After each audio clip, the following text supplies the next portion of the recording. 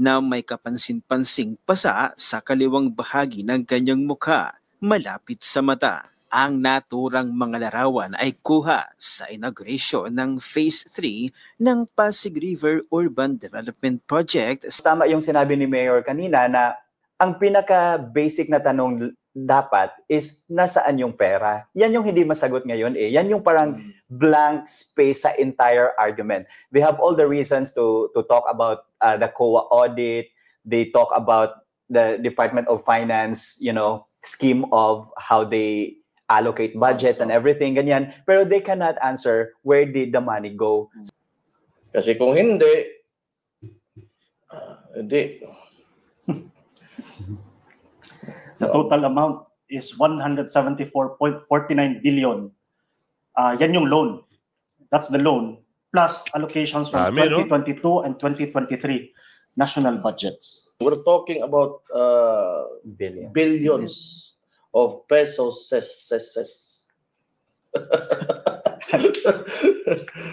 Di ba? Billions ba? O niya, kaning itong balik ako ng Quadcom, kung makaano kayo sa 125 million na confidential funds na kaya namang sagutin talaga ng OVP.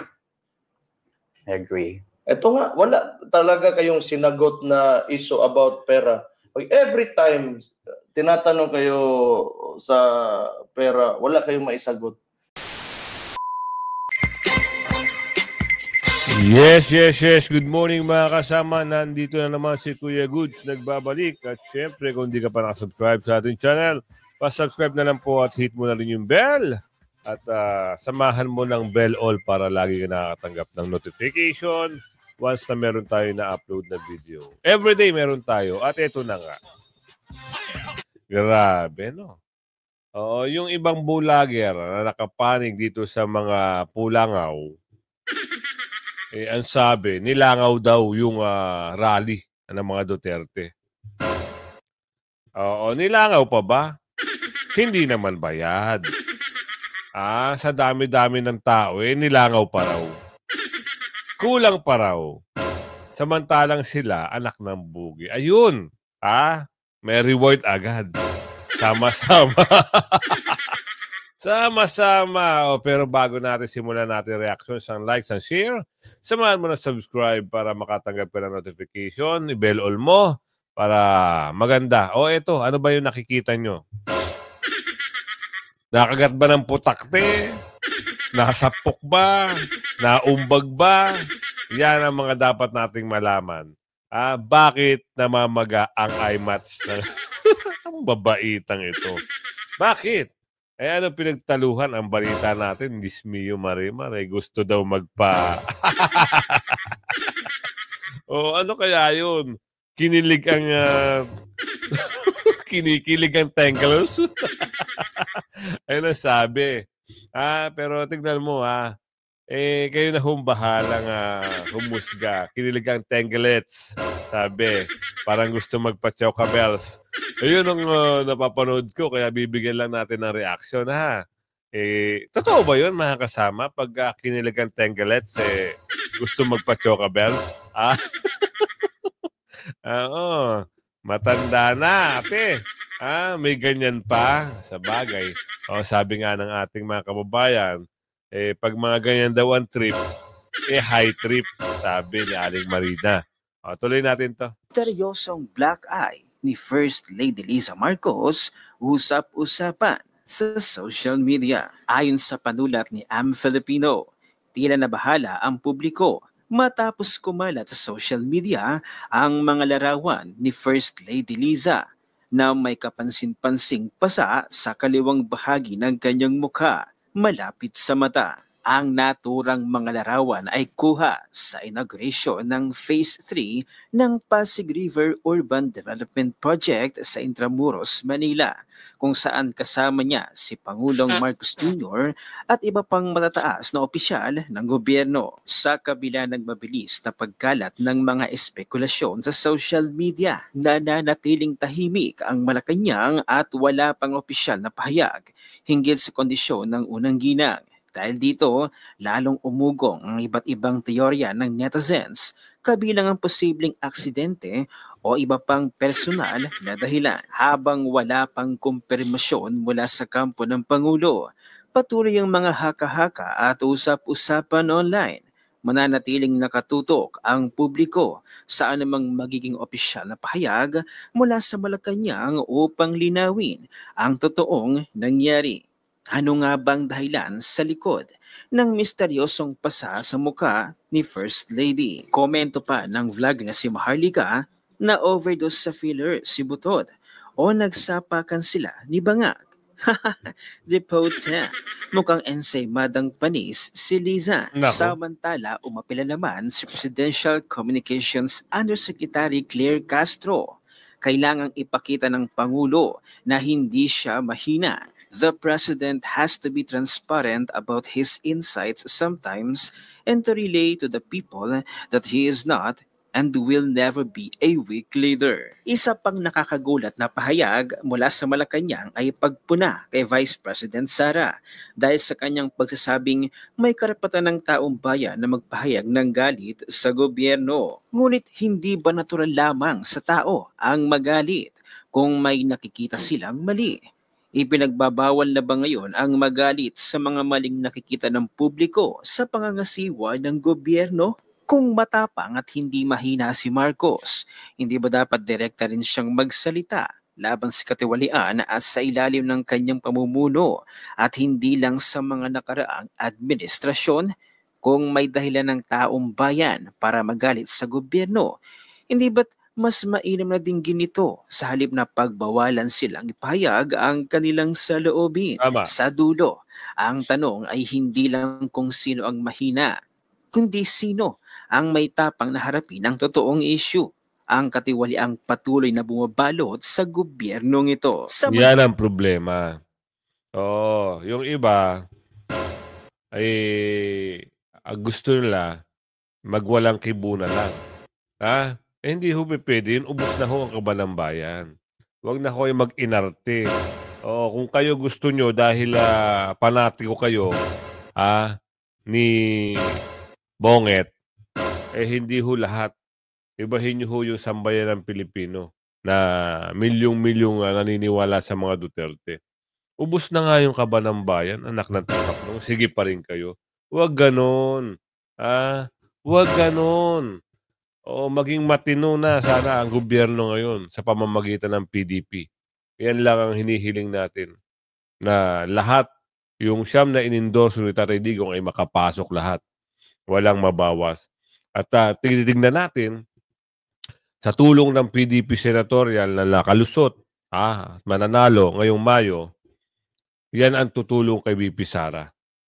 Yung mga paratang na impeachment, paratang na nandurobo daw sa kaban ng bayan, yung 125 million na sinasabi, 125 million kumpara sa mga bilyon-bilyon, trilyon-trilyon na anak kayo. Ang lulupit nyo.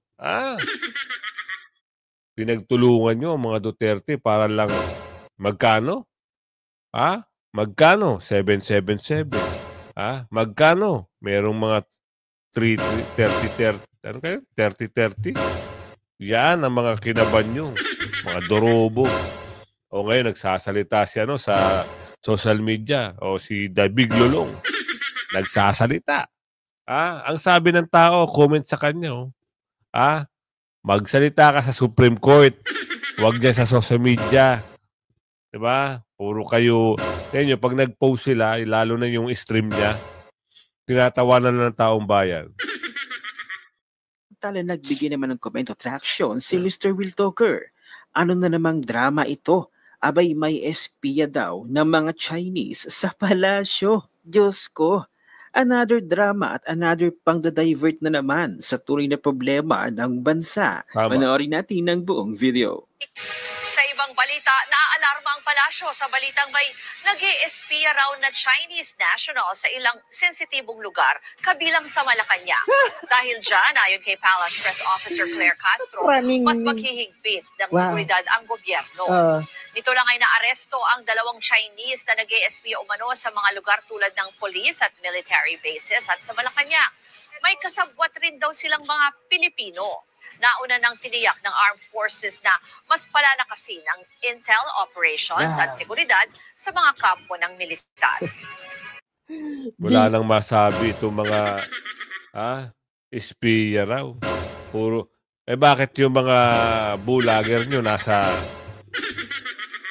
nag-iba yung dagat. Magagaling itong magkwento. Basta lang may masabi. Dito tayo maniwala. Ito yung magaling na vlogger talaga mula noon hanggang ngayon. Bilib ako dito kwento mo. Para mas maganda, ito ang banat ni The Banat Bay. Nandito po ako. Yan. Dating bumabanat kay Pastor Kibuloy. Dating oposisyon na lumalaban po dito sa KOJC. Pero nung sila po ay nagpaliwanag sa akin at pinakita nila ang ganda ng KOJC po, nakumbinsi po ako na ito si Pastor Kibuloy ay hindi lamang pang Davao. Dapat po talagang siyang maging senador dahil sa sobrang ganda ng ginawa niya sa kanyang community. Kaya po ako nandito, marami sa atin nag-iisip na bakit si Pastor Kibuloy? Ano ba ang nagawa niyan? Alam niyo po, si Pastor Kibuloy po ay maraming nagawa, maraming natulungan, hindi lamang po ang mga taga-KOJC, yung kanyang community. Pag pupuntahan niyo po sa Davao, makikita niyo yung napakalaking kingdom doon, pinakamalaki sa Pilipinas. Yung kanilang lugar ay nasa Pilipinas na isang third world country, pero first world ang lugar nila. Kung meron po sana tayong picture na may papakita dito, mas maganda. Ayun. Ayan. Ako yan Pangit yan. Huwag yan. Yung iba, yan. Kung makikita natin po ang mga ginawa ni Pastor, hindi lamang po yan. May Glory Mountain pa, Prayer Mountain, para po kayong nasa Japan sa sobrang ganda. Yan yung sinasabi ng bangag na presidente na masamang tao daw. Paano ang isang puno magbubunga ng masama kung ito'y napakaganda, di ba? Yes! Nakakita po ba kayo ng isang mangga na bumunga ng bayabas? Malabo yun. Wala. O di kaya isang bayabas na puno bumunga ng mangga? Wala! Kung may bungang maganda, sa tingin ninyo, ang pinuno nila ay hindi maganda, hindi magaling? Imposible po yun. Kaya maganda ang community ng KOJC dahil po sa magandang pamamahala ni Pastor Kibuloy. Tama! Kaya mga kababayan, sana kahilingan ko lang, lalo na sa mga hindi taga-KOJC dito, magsaliksik tayo. Huwag tayong maniniwala basta-basta sa kwento. Dahil ang tunay na fake news ay nanggagaling mismo sa Malacanang. Tama. Aboy! Ngayon nga, meron silang bayarang vlogger na nasa Malacanang. Bakit bayaran? Sinasahuran ng gobyerno Madami sila. Oo, yung iba tawid dagat na. Oo, relaxing ika nga. Tama ka dyan, boss. Oo. Kaya hindi na tayo magtataka bakit lagi silang bumabanat kahit wala namang issue. Pag nag-live nga sila sabay-sabay. Ora mismo. Ganon sila kadesperado. Pag pinanood mo naman, walang sustansya mga balita nila. At ang asiste pa doon, walang nanonood, kakarampot. Yun lang. Yun ang katotohanan. At sinasabi, yung panahon daw ni Pangulong Duterte magulo. Yung panahon daw ngayon ay maayos na. Naniniwala kayo doon? Naniniwala kayo na maganda ng peace and safety ng ating bayan ngayon? Hindi! Kung makikita nyo sa mga balita, di ba? Ang dami ho dyan, kaliwat kanan, mga bata, ginahasa, baby, ginahasa. Bakit? Dahil libre na ang droga ngayon. As in, madali nang makabili ng droga ngayon. Kaya mga kababayan, sana dito sa darating na eleksyon, huwag nating pahintulutan na mapuno ng team bangag ang ating gobyerno. Sabi nila, di ba, PDP, mga inutusang bumili ng suka. Mas okay na yun kaysa naman inutusan ng rugby. Na bumili ng rugby, di ba? Kaya mas okay na po yung inutusan bumili ng suka. Bago po ako magtapos, gusto ko lang po i-acknowledge yung dalawang magiting na party list na nandito dito. Walang iba ho, siyempre, ang ating kaibigan na si Congressman na Greco Bellica. Yan po ang nagpatanggal ng pork barrel na ngayon ay binalik. Ayan po si Congressman Bellica. At siyempre, ang matikas, ito, hangang-hanga ako dito sa mag-partner na ito. Si Congressman Cardema at yung kanyang asawa. Ayan, magandang araw. Di ba, bilib na bilib tayo dito di ba? Tama. Sila lang yung pumalag kay Romualdez, sa mga batang aso ni Romualdez. Kaya saludo kami ma'am sa inyo, sir. Duterte Youth pala. Duterte Youth, DG, Party List, at siyempre, ayun si ma'am, ABP. Ayan po, ma'am, hello po. So, ayun lamang po, maraming salamat. Ako po si Banat Bay, mabuhay po tayong lahat. God bless everyone. Lagi tandaan nyo, dalawang bagay. Dalawang letra. PP. Hindi po basta siya, PP. Puso, dan tayo mananalo. Puso, talaga natin sa ating mga kapitbahay, kaibigan. Puso. Ibigay natin, ipakilala natin ng PTP. Pangalawa, panalangin. Okay, so let's always pray. May nakalimutan ka, boss. Yung sagip ni Senador Marcoleta. Huwag natin kalimutan din. Malaking bagay din yan sa atin, ha? At ito maganda yung pakinggan nyo, mga kasama. Binanatan. O binalatan. Nino, ni Mayor, ni Tio, at yung mga bakulaw. Ito, tignan natin. Panoorin natin, ha. Doon sa mga hindi ho nakakaintindi ng Bisaya, meron hong English dito. Hindi puro Bisaya. Oo. Tsaka tayo ay, minsan nakakaintindi tayo. Yung malalalim, hindi na kasi mahirap languyin yun. Joke lang. Ito na. Tubaybay din to siya, Mayor. Well, para sa akin na Harvey, as an observer, as an outsider, watchdog actually, nakikita ko na there's a big disconnect between the government's reasoning compared to what has transpired during the oral argument. Kasi ang sinasabi nila, tama ka na there was a loan agreement na Import-Export Bank of Korea, 174.4 billion if I am not mistaken. Tapos, for a project that is supposed to be done. Okay? Pero ang problem dun is, nilagay nila sa unprogrammed fund. Tapos, that's the reason why they're pooling resources or money from PhilHealth to fund such project. So it's very good that our Supreme Court is parang standing up for what is really right for the Filipino people. Because first time nating narinig ito na may budget na pala, funded na pala ang program, ang project. It's just that, kumuha pa sila ng fund galing sa PhilHealth. Tapos yun, hindi na siya justifiable. So naawa talaga ako kay Solgen kasi nga nahihirapan na siyang mag-justify. So it's so hard to justify something that is unjustifiable. In similar situation, it's easy to win something that's very winnable. So sa nakikita ko, they are losing now. Tama. Nasa losing end sila sa argument, oral argument. It's a very good point, yo. Yes, Mayor. Did they ask kung nasa na ba yung pera? Yes, actually, in that particular case, asa na nga yung pera? Justice Javier asked, so nasaan na yung pera ngayon?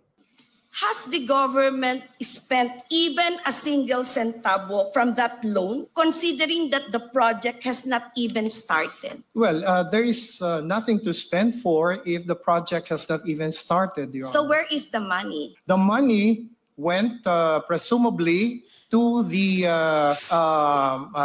National Treasury for the purpose of using it for projects and programs under the unprogrammed So we have appropriations. unused funds for the project, and yet we still got money from PhilHealth to supplement this fund that has been unused for years. So, ang problema dyan, yung justification kasi nila, kasi alam ng lahat na kinuhaan nila ng pera yung PhilHealth.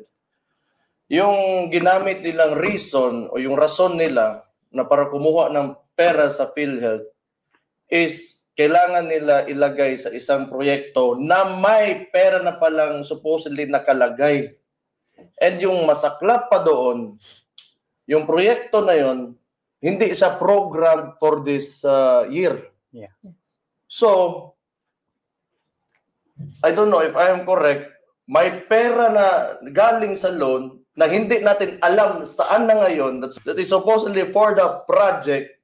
tapos may pera pa na galing from the PhilHealth na hindi na rin natin alam kung saan nilagay because the project itself is unprogrammed or unfunded now. It's nilagay nila sa unprogram para ma-justify na lalagyan ng budget from PhilHealth. Yeah, but you know, but when they pulled the money out of PhilHealth, it was supposed to be for the PGN. Panay Guimaras Negros. Sumotong, yun yung justification nila.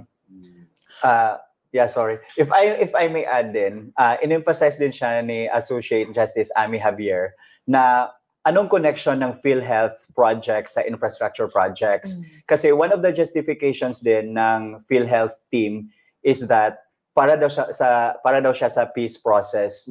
So, parang hindi justified ang fact na for health programs, healthcare programs, ginamit for peace process and for infrastructure projects. Correct. Yan. Tama. Kasi bakit pa tayo magawa ng PhilHealth tapos kailangan natin magbayad dyan para gamitin lang pala yung pera na binayad natin for health. In kaso kung masakit ka, maoperahan ka, that you would get something na makita na may pera na tayo makuha para sa kalusugan natin. And yet, kukunin ng government ngayon para ilagay sa infrastructure project. So, what is the purpose of that action? Correct. And actually, I think even Associate Justice Javier stated that PhilHealth funds must exclusively be used for PhilHealth purposes and not for operations of any other department or of the government, just like what. So tama yung tanong talaga. So naasaan yung pera ngayon? So that is the main question sa nitong issue na to. Paano nyo ginamit yung pera na yan? Saan na napunta yan? And the people need to know. Kasi ang gobyerno, isa sa mga pangunahing tungkol. Yan ang hinahanap ng ating kababayan. Maski din ako hinahanap ko. Nangutang ka, pero may nakalaan na pala. Tapos, ang problema pa, yung pondo pa ng PhilHealth, hindi mo alam kung saan. Nasa National Treasury daw. Hinahanap nga ng korte. Saan? Anong turo nyo? Andoon daw. Nakaalat dun sa program na hindi pa sinisimulan. Kawawa na naman ang Pilipino. Naisahan na naman tayo. Ang dami nilang mali-maling statement. Ano ba talagang totoo? Baka nalipat na di umano sa bulsa. Nino. Ulin ng gobyerno is to provide basic services to the people, and that includes health, ang kalusugan ng kanyang mga citizens. So, I think kailangan talaga sagutin ng maayos ito. And tama yung sabi ni Cho kanina, kung may sagot ka lang talaga dyan, tapos na sana yan, nasagot mo na. Yung problema is you do not have a clear answer. Right. Sa mga tanong ng Supreme Court sa iyo. Tama, Mayor. And yun nga, marami nagsabi, Mayor and Hannah, na ito si Solicitor General Guevara, as an observer, again, he's been part of many administrations. And he seems to be a very intellectual and, well-learned person. But dun nga, during the discussion, kaya nasabi mo, parang mahirap tingnan na nahihirapan siyang sagutin yung question ni Justice Javier. And you've been following this discussion, especially itong sa Supreme Court. No, you've been very active there. What's next here, Cho? For sure, this is just one of the many oral arguments. Ba or yun na yun, and diretso na for the decision making? I think hindi pa ata nila natapos yung oral arguments kasi maraming issues na uncover as they are doing it. So, eventually, the more na may oral arguments about this, the more na na-expose yung current administration kung saan talaga ginamit yung pera.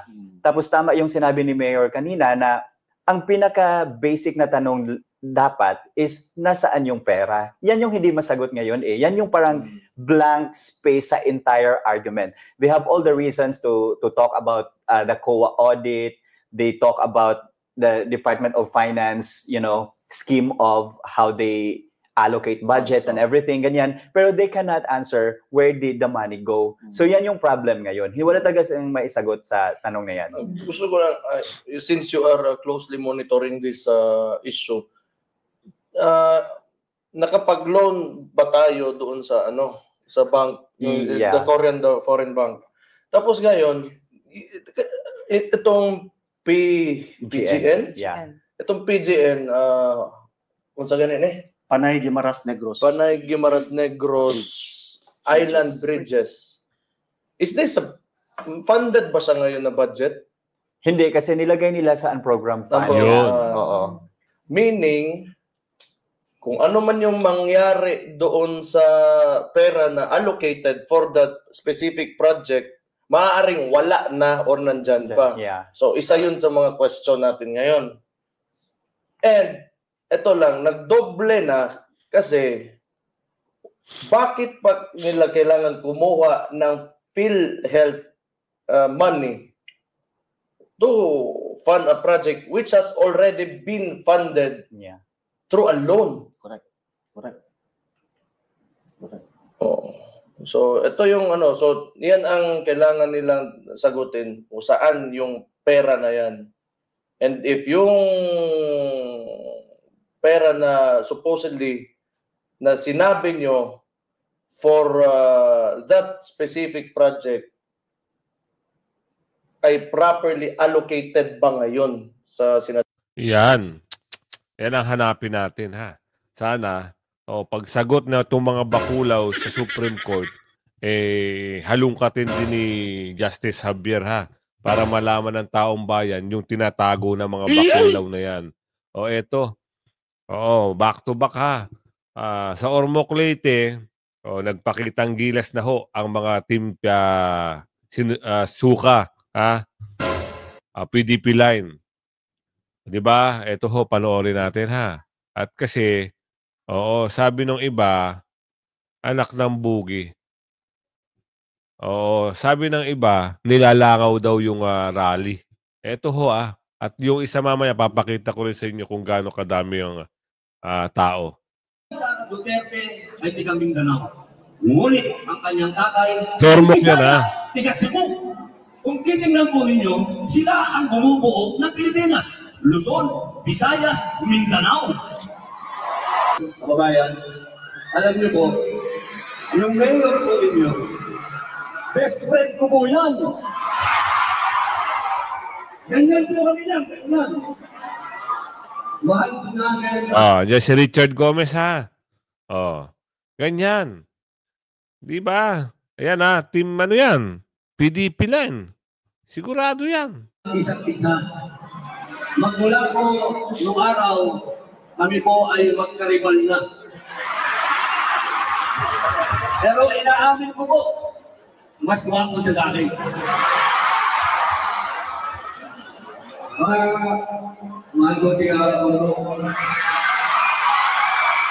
Di ba? Ayan ang mga karisma ng mga PDP line. Di ba? Ito yung matindi rito, yung mga hiyawan ng mga tao.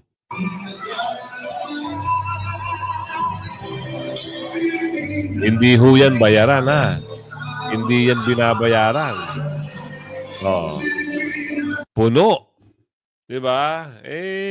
Ibang-iba yung hakot sa hindi hakot. Diba? Ito ho ang katunayan. At saka, maliit pa na rally yan. Abangan nyo yung malaki bago matapos yung campaign period. Siyempre, may malaking rally yan. Yan yung gaganapin sa Asiana. Baka ho ganapin niya sa... paano ko lang, baka hindi pa tayo sure, baka ganapin itong rally na to sa arena. Yung pinakamalaking arena ng Pilipinas. Baka mapuno yun. Magtaka itong mga team sinusuka, mainggit. Di ba? Alam mo yung atin, sama-sama na. Andyan yung mga religious group, kay OJC, INC, Solid Duterte, Solid Sara, 32 million, anak ng bogi. Eto na, pati taga Mindanao, baka lulusob dito sa arena na, pinakamalaking arena. Oh, naniniwala ba kayo mga kasama? Ayaw kasi nilang maniwala eh. Ang sabi nila, nilalangaw daw yung rally ng mga Duterte. Pansinin nyo na lang sa social media. Oo, sa social media pa lang yan ha. What more pa. Ha? Tuloy natin to kay Kuya Baste. Sabi yung project na yan. Kasi kung hindi,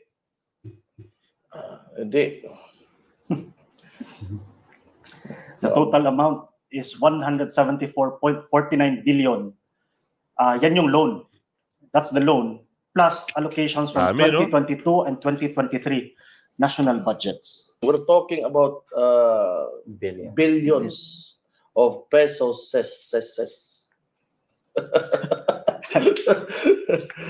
Di ba? Billions ba? O niya, kaning itong balik ako ng Quadcom, kung makaano kayo sa 125 million na confidential funds na kaya namang sagutin talaga ng OVP.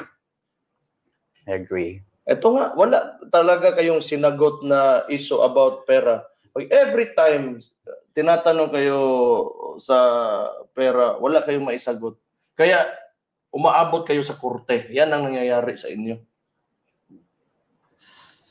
And actually, Mayor, no, I think a lot of people medyo natuwa na nang simula na tong mga hakbang ng Supreme Court because right now, you know, a lot of the people na voicing out their concerns ba about what's happening in the national government. Ang last na napupuntahan talaga natin is the Supreme Court. So that's really the final battle dun ba? No? So are you hopeful, Mayor and Tio, na sana talaga you know the outcome, the resolution of this particular case would be really favorable for all Filipinos? Siyempre, totoo yan. Kita natin ngayon pa lang eh. Favorable yan, boss. Maniwala ka ha. At sambayan ng Pilipino na. 30 million plus yung botante ni Tatay Digong, sabi natin 50 million, so whatever. Solid. Ha? Talagang naniniwala po talaga na papabor yan. Sambayan ng Pilipino ho ang usapin dito. Kaba ng bayan. Bakit hindi papabor yung mga justice officer natin? Diba? Alam nila na pati sila mapapahamak. Ibig sabihin, tawag dito, masisira din yung mga ano ba, yung mga tawag doon, hindi ko mabanggit eh. Ano bang Kuya Guts yun? Masisira din yung in the near future, yung mga apu-apuhan nila, pag nangyari yung malaking durobol na ubos at puro utang na ang kaba ng bayan. Diba? Kaya gusto nilang ayusin yung mga Supreme Court Justices Officer natin. Salamat po Justice Javier, napakagaling nyo. Kaya lagi kayong tututok mga kasama sa ating mga nilalabas na vlog. Mamayang hapon po, meron po tayo. At lagi kayong magla-like and share. Hanggang sa muli, bye-bye.